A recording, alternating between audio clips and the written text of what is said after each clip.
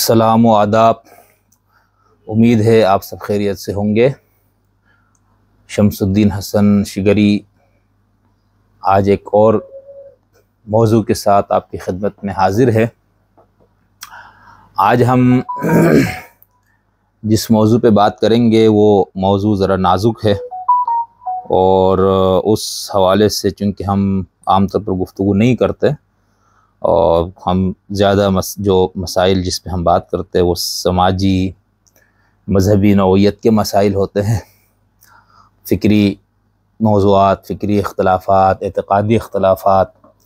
इन चीज़ों पे हम ज़्यादा बात करते हैं। तो आज हम जिस पे बात करेंगे वो ये है कि आईन पाकिस्तान को मानने के बाद पाकिस्तान की रियासत में जो हक़ और बातिल का कोई मुआरका बर्पा हुआ है, हो रहा है और आइंदा होगा या नहीं, तो इस पे हम थोड़ी सी बात करेंगे। हमने पहले भी कई बार मजहबी और फ़िक्री इख्तलाफात पर बात करते हुए ये बात बारहा हमने ये बात कही और इस पे बहुत ज़ोर दिया, और इसकी वजह ये है कि ये तालिब इल्माना ख़याल है हमारा कि हम उस नुक्ते को या तो हम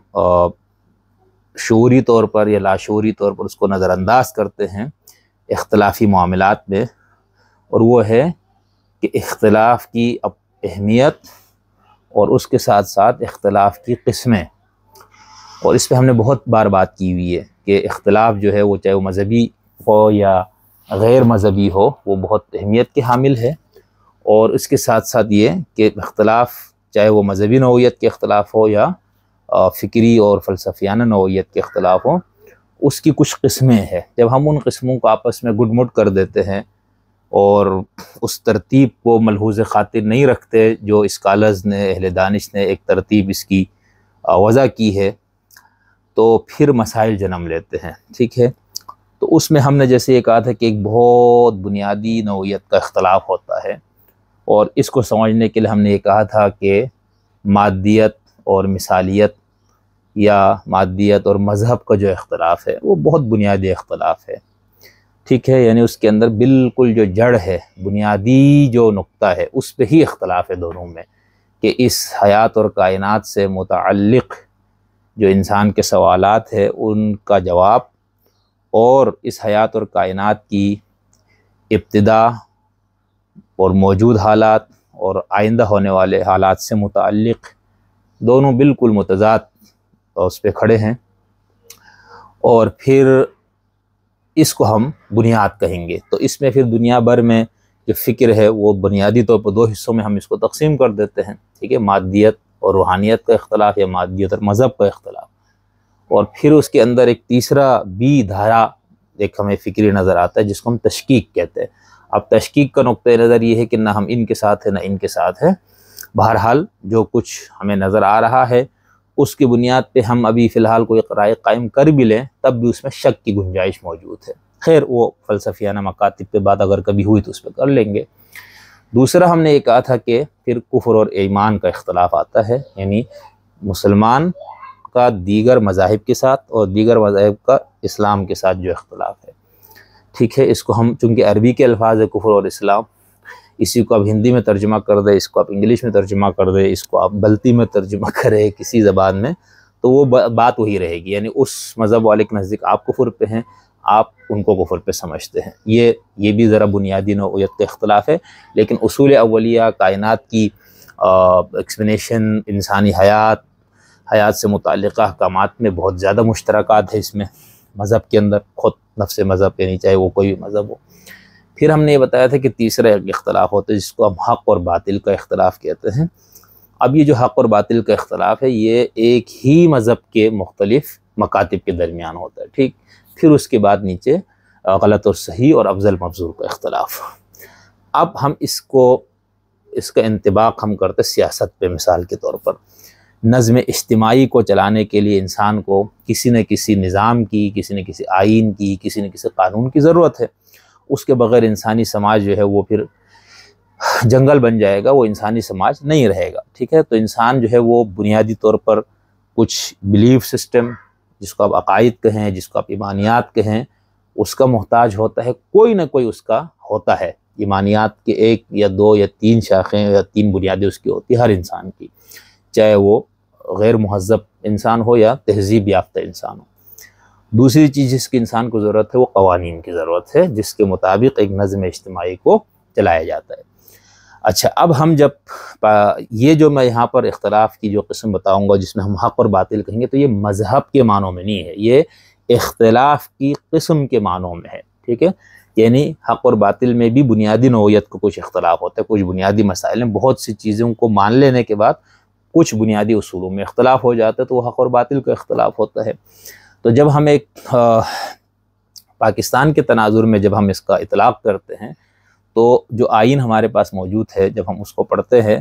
تو دیکھیں بطور پاکستانی شہری آئین جو ہے وہ آپ کا ایک نظم اجتماعی کو برقرار رکھنے کے لیے جن اصولوں، قواعد اور بنیادوں کی ضرورت ہے اس کو یہاں پر سمویا گیا ہے، اس کو بیان کیا گیا ہے، اور یہ حقیقت میں ریاست اور شہری کا ایک معاہدہ ہوتا ہے۔ تو اس ریاست کے جتنے بھی رہائشی ہے، شہری ہے، ان سب کے لیے جب تک وہ اس ریاست کے شہری ہے اور جب تک وہ آئین کا ڈھانچہ موجود ہے، وہ قوانین کا مجموعہ موجود ہے، وہ اس ملک، اس اسٹیٹ، اس ریاست کے رہنے والوں کے لیے وہ حق اور باطل کا پیمانہ ہو جائے گا اور غلط اور صحیح کا پیمانہ ہو جائے گا۔ اب یہ بات کی بات ہے کہ وہ جو آئین، وہ جو قانون ہے، وہ کیا محض عقل انسانی کا سے بنا ہوا مجموعہ ہے جیسے سیکولر ممالک کا دعویٰ ہے، اور یا محض مشاہدہ اور تجربے سے انسان نے جو کچھ حاصل کیا اس کی بنیاد پہ کوئی قوانین وضع کیے گئے ہیں، یا پھر اس کے پیچھے کوئی الہامی بنیاد ہے؟ تو جس کو آپ آئین پاکستان کہتے ہیں، اس کے بارے میں یہ دعویٰ بھی ہے، اور اس کے بالکل شروع کی دیباچے میں بھی لکھا ہوا ہے کہ قرآن و سنت ہی سپریم ہے، اور جو کچھ قانون بنے گا وہ اس کے ماتحت بنے گا۔ تو آپ اس کو اسلامی مانیں، غیر اسلامی مانیں، نیم اسلامی مانیں، جب تک آپ اس ملک میں ہیں بطور شہری، بطور نوکر، بطور ریاست کے سربراہ، آپ اس آئین کو ہی آپ کے لیے وہ حق اور باطل کا پیمانہ ہوگا۔ یہ آپ بنیادی بات تو یہ ذہن میں رکھیے گا، ٹھیک ہے؟ اچھا، اب اس کے بعد ہم نے جیسے کہا کہ وہ قانون یا آئین سیکولر بھی ہو سکتا ہے، مذہبی بھی ہو سکتا ہے، الہادی بھی ہو سکتا ہے، ٹھیک ہے؟ پھر اس کے ساتھ انسان کی جو نجی معاملات ہیں، جو اس کے انفرادی زندگی کے جو معاملات ہیں، وہاں پر وہ اس آئین اور اس قانون سے ہٹ کر کچھ اخلاقی اقدار کا، کچھ قومی اقدار کا، کچھ علاقائی اقدار کا بھی وہ پابند ہوتا ہے، وہ ان کی پابندی کی بھی کوشش کرتا ہے۔ تو اس کے اندر وہ اس آئین اور اس قانون کے ساتھ ساتھ اس کو بھی اپنے لیے وہ رکھتا ہے۔ تو یہ جو میں نے آپ سے کہا کہ آئین جو ہے پاکستان کا اور کسی بھی ملک کا، وہ ایک دستاویز ہے، وہ ایک معاہدہ ہے، کس کے درمیان؟ 2 فریق ہے، ایک ریاست اور ایک شہری، ان دونوں کے درمیان ایک معاہدہ، اور اس معاہدے کی پاسداری اس ملک کا جو شہری ہے اس کو کرنا ہوگا، اس کی اطاعت کرنی ہوگی۔ اگر اس کو کسی شخص سے اختلاف ہے، بنیادی ڈھانچے سے اختلاف ہے، تو جمہوری مزاج اور جمہوری رویے کا تو یہ مطالبہ ہے کہ آپ اس سے اختلاف رکھیں، آپ بیان کریں، آپ اس کو اپنے حساب سے، آپ اس کے اختلافی جو اس کے اندر آپ کو جن نکات سے، جن شقوں سے اختلاف، اس کو بیان کریں اپنے حساب سے، آپ لوگوں کو بتائیں بھی، یہ آپ کا جمہوری اور انسانی حق ہے، ٹھیک ہے؟ لیکن جب تک آپ ہیں، آپ کا کوئی تنازعہ کسی سے ہو جائے، جھگڑا کسی سے ہو جائے، تو وہ آپ کا جو کیس ہوگا وہ اسی قانون کے مطابق اس کا فیصلہ ہوگا جو وہاں پر رائج ہے، اور جس کو ہم انصاف کرنا کہتے ہیں وہ حقیقت میں یہی ہے، ٹھیک ہے؟ ضروری نہیں کہ جو جج ایک فیصلہ دے وہ اگر آئین اور قانون کے مطابق وہ عدل پہ مبنی ہوگا، یعنی اس کے مطابق جو فیصلہ ہوگا وہ انصاف کا فیصلہ ہے، لیکن ضروری نہیں کہ وہ فی الحقیقت بھی وہ انصاف کا معاملہ ہو۔ مثال کے طور پر میرا کسی کے ساتھ پراپرٹی کا اگر کوئی معاملہ ہے اور وہ پراپرٹی میرا ہے، نام میری ہے، یا مجھے لگتا ہے کہ میرے آبا و اجداد سے، یا میں نے خرید کے اس کو اپنے طرف منتقل کیا، لیکن کوئی شخص انتہائی 2 نمبر طریقے سے، جس کو ثابت نہیں کیا جا سکتا عدالتوں میں، گواہوں کے ساتھ، کاغذات کے ساتھ، وہ اگر اپنے نام پہ کروا لیتا ہے اور وہ عدالت میں کیس چلتا ہے، چلنے کا عدالت کا کام، جج کا کام کیا ہے؟ قانون کے مطابق فیصلہ کرنا، بس یہ انصاف ہوگا۔ حقیقت میں وہ انصاف میرے لیے بالکل بھی نہیں ہے، کیونکہ مجھے معلوم ہے، میرے جو قریبی جاننے والے ان کو بھی معلوم ہوگا، لیکن ہم یہ کہیں گے قانون کے مطابق تو یہ فیصلہ ہو گیا ہے، ٹھیک؟ تو یہ آئین اور قانون جو آپ کے ملک کے اندر نافذ ہے، یا جس کی پاسداری کا بڑے سے بڑا آفیسر جو کسی بڑے عہدے پہ فائز ہوتا ہے، چاہے وہ سول بیوروکریسی سے ہو، ملٹری بیوروکریسی سے ہو، عدلیہ سے اس کا تعلق ہو، سیاست سے اس کا تعلق ہو، وہ اس آئین کی پاسداری کا حلف لیتا ہے۔ تو اس آئین کی روح سے جب ہم دیکھتے ہیں تو پاکستان میں اصل میں جو حق اور باطل کا جو معرکہ برپا ہے، ہوتا رہا ہے، اب بھی کہیں نہ کہیں ہے، اور آئندہ بھی شاید جاری رہے گا ہماری بدقسمتی سے، وہ ہے جمہوری قوتوں اور غیر جمہوری قوتوں کا کشمکش، ٹھیک ہے؟ یعنی ایک طرف جمہوری قوتیں کھڑی ہیں اور دوسری طرف غیر جمہوری، وہ غیر جمہوری کسی بھی شکل میں ہو، وہ کوئی پارٹی کی شکل میں ہو، وہ کسی ادارے کی شکل میں ہو، وہ سول بیوروکریسی کی شکل میں ہو، وہ ملٹری کی شکل میں ہو، وہ عدلیہ کی شکل میں ہو، جو بھی جس کو بھی ہم کہیں گے کہ غیر جمہوری قوتیں ہیں، ان قوتوں کا جمہوری قوتوں کے ساتھ جو اختلاف ہے، جو جھگڑا ہے، جو ٹکراؤ ہے، یہ حق اور باطل کا اختلاف ہے، یہ حق اور باطل کا جھگڑا ہے، یہ حق اور باطل کا معرکہ ہے، ٹھیک ہے؟ اب اس کو دوبارہ ذہن میں رکھیے گا، ہم اس کو مذہبی معنوں میں نہیں لے رہے، ہم اس کو اختلاف کی قسم کے معنوں میں لے رہے ہیں کہ اختلاف کی جو اقسام ہے، ان اقسام کی روح سے جمہوری قوتوں اور غیر جمہوری قوتوں میں جو بھی برپا ہے معرکہ، وہ حق اور باطل کا معرکہ ہوگا۔ اب اس میں جو ہے وہ آپ اس کو مذہبی لبادہ اوڑھ کے، مذہبی ٹچ دے کے، غیر جمہوری قوتیں اپنے اس کو، جمہوری قوتیں اپنے اس کو، تو یہ پھر ڈیبیٹ اس پہ ہو سکتی ہے کہ غلط ہے، جیسے بہت مشہور واقعہ اس کی سچائی کس حد تک ہے وہ آپ کو بھی میں اس کی ذمہ داری نہیں لیتا کہ مولانا شاہ احمد نورانی صاحب غالباً ان کا ذکر ہے کہ وہ ضیاء الحق صاحب کے ساتھ ان کی کوئی ملاقات تھی، تو وہاں پر وہ بات ہوئی، تو کہتے ضیاء نے کہا کہ بھئی یہ اسلام کے اندر قرآن میں کہاں لکھا ہے کہ جمہوریت کے حساب سے کوئی چلنا ہے یا کوئی جمہوری نظام ہو، اس طرح کا کوئی کہتے بات تھی۔ تو انہوں نے کہا کہ وہ جو جہاں پر ماشاء اللہ کے بارے میں بات کی گئی نا، اس کی اگلی آیت میں ہے، تو یہ ایک طنز تھا، یعنی وہ جو ضیاء صاحب ہے اس نے بھی اپنے مذہبی اس کو ایک سند دینے کی کوشش کی، تو ادھر سے انہوں نے طنزیہ اس کا جواب دیا۔ تو کہنے کا مطلب یہ ہے کہ ہم اس کو حق اور باطل جو کہہ رہے ہیں وہ محض اختلاف کے قسم کے معنی میں کہہ رہے ہیں، مذہب کے معنوں میں نہیں۔ اگر آپ اس کو مذہب کے معنوں میں کہنا چاہیں تو اس کے ایک لحاظ سے اس کی گنجائش یوں نکلتی ہے کہ چونکہ ریاست کا اور میرا جو درمیان ایک معاہدہ ہے، اور جس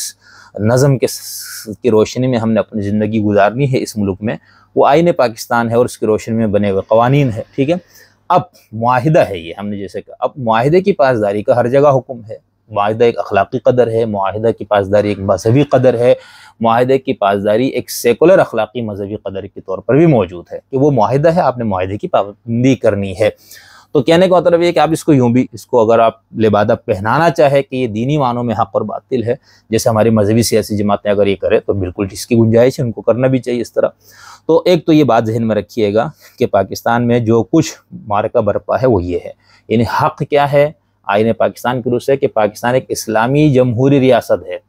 اسلامی کا مطلب کیا ہوا کہ آپ جو احکامات، جو قوانین وضع کریں گے وہ اسلام کے مطابق ہوں گے، اس کے مطابق کرنے کی کوشش کی جائے گی۔ جمہوری کا مطلب کیا ہے کہ پاکستان میں حق کے حکمرانی اس شخص کو، اس پارٹی کو حاصل ہے جس کو عوام کی اکثریت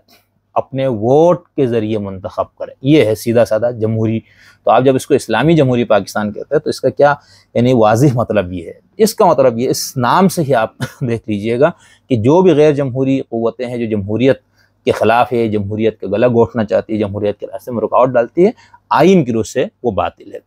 ٹھیک ہے؟ ایک تو یہ بات کہ جب ہم نے اس کو اسلامی جمہوریہ کہہ دیا تو یہ ہو گیا۔ اب یہ جو اختلاف اسی بنیاد پہ حق اور باطل کا اختلاف ہوتا ہے۔ مثال کے طور پر آپ جو آئین کا بالکل شروع ہے اس میں آپ دیکھیں تو اس کے اندر جو مملکت سے وفاداری، اس میں لکھا ہوا ہے کہ مملکت سے وفاداری ہر شہری کا بنیادی فرض ہے۔ دستور اور قانون کی اطاعت ہر شہری خواہ وہ کہیں بھی ہو اور ہر اس شخص کی جو فی الوقت پاکستان میں ہو واجب التعمیل ذمہ داری ہے، ٹھیک ہے؟ اس کے بعد آگے سنگین غداری، ٹھیک ہے؟ اب یہ دیکھیے دستور، اچھا کوئی بھی شخص جو قوت، جو طاقت کے استعمال یا طاقت سے یا دیگر غیر آئینی ذریعے سے دستور کی تنسیخ کرے، تخریب کرے یا معطل کرے یا التوا میں رکھے یا اقدام کرے یا تنسیخ کرنے کی سازش کرے یا تخریب کرے یا معطل یا التوا میں رکھے، سنگین غداری کا مجرم ہوگا۔ اگلا ہے کوئی شخص جو شق نمبر 1 میں مذکورہ افعال میں مدد دے گا یا معاونت کرے گا یا شریک ہوگا اسی طرح سنگین غداری کا مجرم ہوگا۔ شق نمبر 1 یا شق نمبر 2 میں درج سنگین غداری کا عمل کسی بھی عدالت کے ذریعے بشمول عدالت عظمیٰ اور عدالت عالیہ جائز قرار نہیں دیا جائے گا۔ نمبر 3، مجلس شورا پارلیمنٹ بذریعہ قانون ایسے اشخاص کے لیے سزا مقرر کرے گی جنہیں سنگین غداری کا مجرم قرار دیا گیا ہو۔ بالکل واضح ہے، ٹھیک ہے۔ تو یہ ہے حق اور باطل کا پیمانہ۔ تو خلاصہ کلام کیا ہوا کہ پاکستان میں جس کو ہم حق اور باطل کا معرکہ کہتے ہیں وہ جمہوری اور غیر جمہوری قوتوں کا معرکہ ہے۔ اب ہم آتے ہیں جو جمہوری قوتیں ہیں، جو سیاسی پارٹیاں ہیں، سیاسی جماعتیں ہیں، ان کا اختلاف کیا ہے۔ دیکھیں اس کو بھی دو طریقے سے اس کو ہم واضح کر سکتے ہیں۔ ایک تو یہ کہ ہم یہ کہ ان پارٹیوں کا جو آپس میں اختلاف ہے وہ بھی حق اور باطل کا اختلاف ہے، ٹھیک۔ اچھا، اس کے لیے پھر ہمیں ان پارٹیوں کی بنیادی دستور اور پھر اس کے ساتھ ساتھ ان کے منشور کو دیکھنا ہوگا۔ جب ہم ان کے بنیادی دستور اور منشور کو دیکھتے ہیں تو اس کے اندر ہمیں کوئی ایسی چیز نہیں ملتی، آپ کوئی بھی پارٹی لے لیں، کہ جس کو ہم دوسری پارٹی کے ساتھ اس کے اختلاف کو حق اور باطل کا اختلاف کہیں، ٹھیک ہے۔ یعنی ایسا نہیں ہے۔ ہاں یہ ہو سکتا ہے، مثال کے طور پر پیپلز پارٹی کا یہ دعویٰ تھا، اب مجھے نہیں معلوم ہے یعنی کہ سوشلزم ہماری معیشت ہے، ایک مثال دے رہا ہوں آپ کو۔ اس کے مقابلے پہ جو دیگر پارٹیاں ہوں گی وہ کہیں گے نہیں، ہم کیپٹلزم ہماری معیشت ہوگی۔ تو اس کو ہم سیاست کی زبان میں حق اور باطل کا اختلاف کہہ سکتے ہیں۔ لیکن فی الحال جو پارٹیاں آپ کے یہاں موجود ہے، سرگرم عمل ہے، ان کے منشور اور ان کو دیکھیں تو 19-20 کا آپ کو فرق نظر آئے گا۔ اس کے اندر کوئی حق اور باطل کا اختلاف نہیں ہے۔ پھر کیا ہے؟ اب یہ دو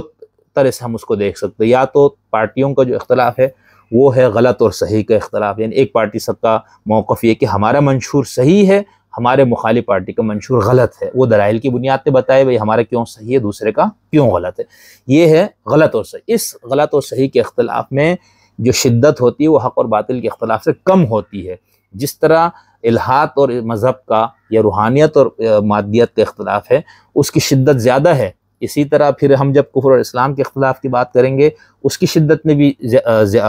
وہ بھی زیادہ ہے۔ پھر جب ہم حق اور باطل کی بات کریں گے تو اس کی شدت اور کم ہو جائے گی، یعنی جو شروع میں مادیت روحانیت کے اختلاف اور اس کے بعد مذاہب کا اختلاف وہ کم شدت، پھر مذاہب کے اندر موجود گروہوں کا اختلاف وہ اس سے بھی کم شدت کا اختلاف ہے، ٹھیک۔ اچھا، ان اختلافات میں سے کسی اختلاف کا مقصد یہ نہیں کہ آپ دوسرے کے وجود کو قبول ہی نہ کریں، برداشت نہ کریں، پرامن بقائے باہمی یہ ضروری ہے۔ ہر شخص کو اپنے خیال، نقطہ نظر، فکر کے مطابق زندگی گزارنے اور اس کے اظہار کرنے کی اس کو آزادی ہونی چاہیے، اس میں شاید ہم اختلاف نہ کریں۔ اب یہ جو تیسرا ہے،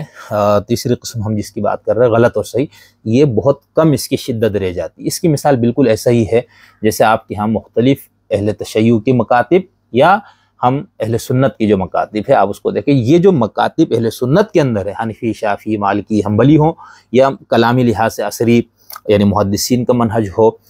اشعری مکتب ہو یا ماتریدی مکتب ہو، ان کا جو اختلاف ہے یہ خود کہتے ہیں کہ یہ ہمارا جو اختلاف ہے یہ غلط اور صحیح کا ہے، حق اور باطل کا نہیں ہے۔ تو ملک میں جو سیاسی پارٹیاں ہیں اس کا اختلاف حق اور باطل سے نیچے کا اختلاف ہوگا اس آئین کے روح سے، کیونکہ جس دن حق اور باطل کا اختلاف اس وقت ہوگا جب ایک پارٹی اپنا منشور آئین پاکستان کے خلاف بنائے، اس کے خلاف پیش کرے، تو یہ پھر دوسری پارٹیاں کہیں گے بھئی یہ حق اور باطل کا اختلاف ہو جائے گا۔ یا بنیادی نظریے سے متعلق کوئی پارٹی کا موقف دوسرا ہو اور ایک کا دوسرا، تو ہم اس کو بھی کہہ سکتے ہیں، لیکن اس میں بھی دوسرے کی عزت نفس مجروح کرنا، دوسرے کو رسوا کرنا، دوسرے کی سے جینے کا حق لینا، اس کا تو کسی کو حق حاصل نہیں ہے۔ یا پھر ہم یہ کہہ سکتے ہیں کہ بھئی یہ سیاسی پارٹیوں میں جو اختلاف یہ غلط صحیح کا بھی نہیں ہے، یہ افضل اور مفضول کا اختلاف ہے۔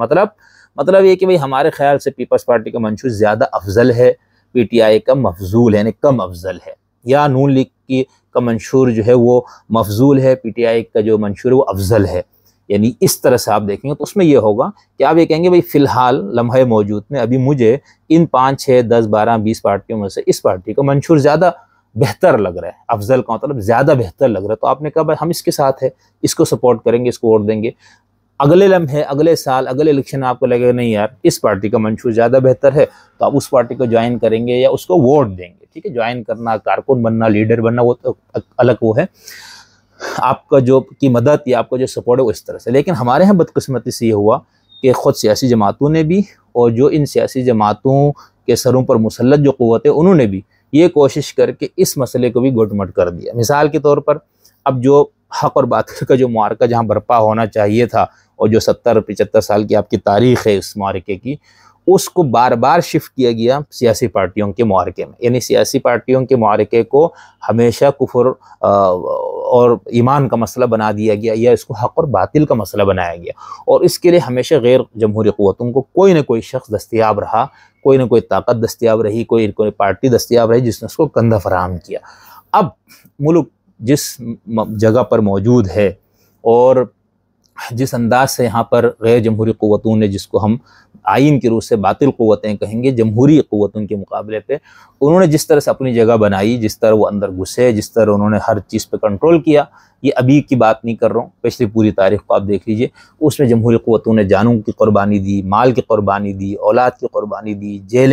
جیلوں میں گئے، کوڑے کھائے۔ اب یہ لوگ مذاق اڑاتے کوڑوں کے اور ان کا، تو ایسا نہیں کرنے چاہیے۔ آپ ایک سیاسی قوت، سیاسی پارٹی، جمہوری پارٹی ہونے کے ناطے آپ کا وزن حق اور باطل کے معرکے میں ہمیشہ جمہوری قوتوں کے پلڑے میں آپ کا پڑنا چاہیے۔ ہاں، اب ہم یہ کہہ سکتے ہیں فلاں سیاسی پارٹی جو ہے وہ ہمارے خیال کے مطابق اس وقت باطل کے ساتھ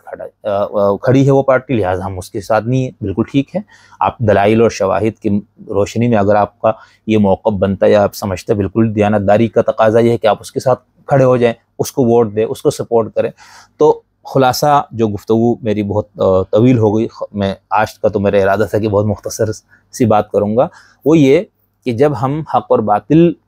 کو پرکھتے ہیں تو اس کے لیے ہمارے پاس مختلف پیمانے ہوتے ہیں، ٹھیک ہے؟ یعنی اگر آپ مذہبی ہے تو آپ مذہب کو پیمانہ بنائیں گے، آپ سیکولر ہے تو سیکولرزم کو پیمانہ بنائیں گے، آپ ملحد ہے تو الحاد کو پیمانہ بنائیں گے، اور اس میں پھر یعنی الحاد اور سیکولرزم میں آپ محض انسانی عقل کو ہی پیمانہ بنا کے آپ فیصلہ کریں گے، ٹھیک ہے؟ مذہب کے اندر آپ عقل کے ساتھ ساتھ الہام اور متن کو، الہامی متن کو بھی آپ پیمانہ بنائیں گے۔ اس کے ساتھ ساتھ جب ہم کسی ریاست اور ملک کے شہری ہوتے ہیں تو ہمارے لیے وہ پھر پیمانہ بن جاتا ہے وہ آئین، ٹھیک ہے؟ خاص طور پر نظم اجتماعی کے معاملات میں۔ تو ان معاملات میں ہم جب حق اور باطل کی بات کریں گے، اس میں فرق کریں گے یا پرکھیں گے، تو پھر ہم اس آئین کو سامنے رکھ کے پرکھیں گے، اور اس آئین کو سامنے رکھ کے پرکھنے کے بعد پاکستان کے اندر حق اور باطل کا جو معرکہ ہے، یہ جو تقسیم ہے، وہ بالکل 2 اور 2 4 کی طرح واضح ہے۔ یعنی ہمارے ہاں بدقسمتی یہ دیکھیے نا کہ جو عام آدمی کو چھوڑیے، دانشور بنے ہوئے لوگ، پڑھے لکھے جن کو آپ لوگ کہتے ہیں، جو باقاعدہ جن کو چینلز پہ جو لوگ بیٹھے ہوئے ہوتے ہیں، آپ ان کو بھی دیکھیں تو وہ ان کے اندر آئین کی بالادستی، سویلین بالادستی، قانون کی حکمرانی،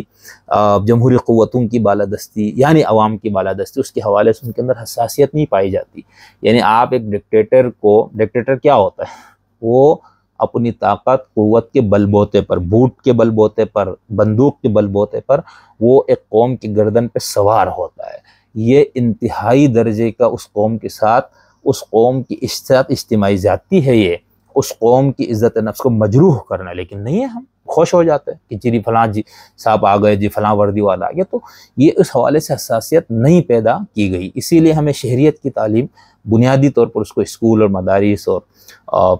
کالج یونیورسٹی کی سطح تک اس کو باقی لازمی مضامین کی طرح اس کو بھی کسی نہ کسی جگہ دینے کی ضرورت ہے، کہ سیوکس کی تعلیم جس کو آپ کہتے ہیں، شہریت کی تعلیم بہت ضروری ہے۔ اس کے اندر کم سے کم ہر شہری کو یہ شعور ہوگا کہ آئین کیا ہے، قانون کیا ہے، ریاست کیا ہے، حکومت کیا ہے، عدلیہ کیا ہے، میں کون ہوں، اس اسٹیٹ کے اندر رہتے ہوئے میرا کیا حق ہے، میرے کیا حقوق ہے، جو لوگ یہاں پر بطور نوکر بھرتی ہوتے ہیں ان کا مقام اور مرتبہ کیا ہے، جو یہاں پر ووٹ لے کر ایک وزیر اعظم کرسی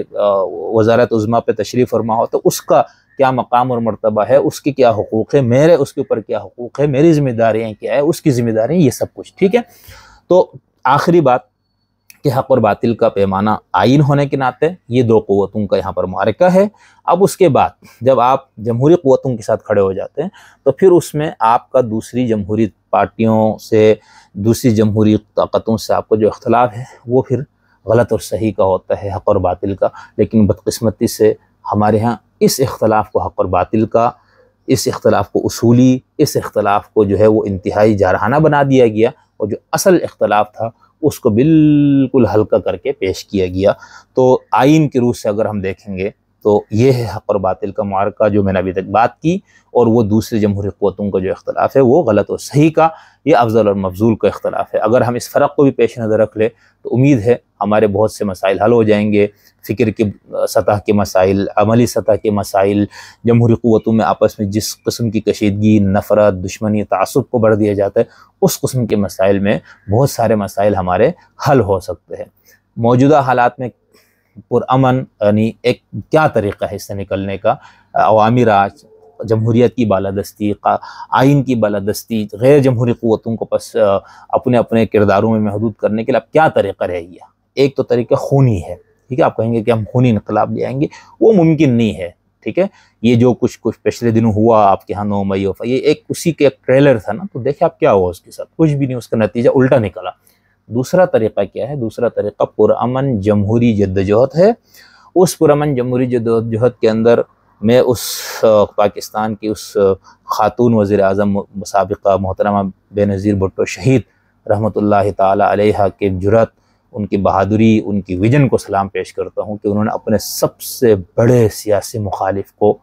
لا کر بٹھا دیا میثاق جمہوریت پہ۔ اب ایک اور میثاق جمہوریت کی ضرورت ہے جس میں تمام سیاسی پارٹیوں کو شامل کیا جائے اور کوئی ایسا بندوبست کیا جائے کہ جس کے اندر پھر کوئی منحرف نہ ہو۔ اب اس کی گارنٹی نہیں ہوگی، لیکن کم سے کم اس کا ایک بہتر نتیجہ آئے گا۔ جس طرح 2006 میں ہونے والی میثاق جمہوریت کے بہت سے فوائد سامنے آئے، ہمارے دانشور لوگ، علماء لوگ، اسکالرز لوگ، ٹی وی پر بیٹھے ہوئے